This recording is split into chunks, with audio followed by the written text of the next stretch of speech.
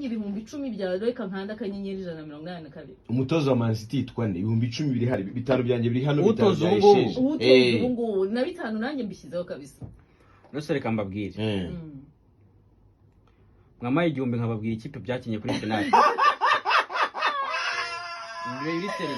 Wambaye jezi ya Man City wankarinse ariko kwambara jezi ntago bivuze yuko ikipe uzi amateka yayo yose. Wese umutoza wayo na amateka. Ngiye mbabaza ikibazo kijyanye, nkubaza ikibazo cya Arsenal nawe kikunanire.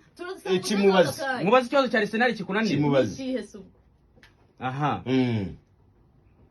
Nachura kiyobewe. N'ikibazo yakiyobewe. Oya reka manza nkubwire. Arsenal umukino wa gatatu yakinnye. Urumva? Igitangira umukino wa gatatu yakinnye. Igitangira iki? Igitangira gukina nyine. Ikipe Arsenal ikimara kuvuka. Umukino wa gatatu yakinnye. Ninde wakinaga kuri gatanu?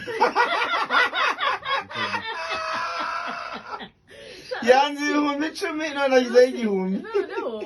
Noneho. Okay, igisubizo cya mbere. Umutoza wa Man City yitwa Pep Guardiola. Wose namukubwiye kare. Uranyambwira ngo Arteta n'umuzamu wa Man City. Umuzamu wa Man City ni umunyabrazil yitwa Ederson Moraes dos Santana. Ntago namumenya ndetse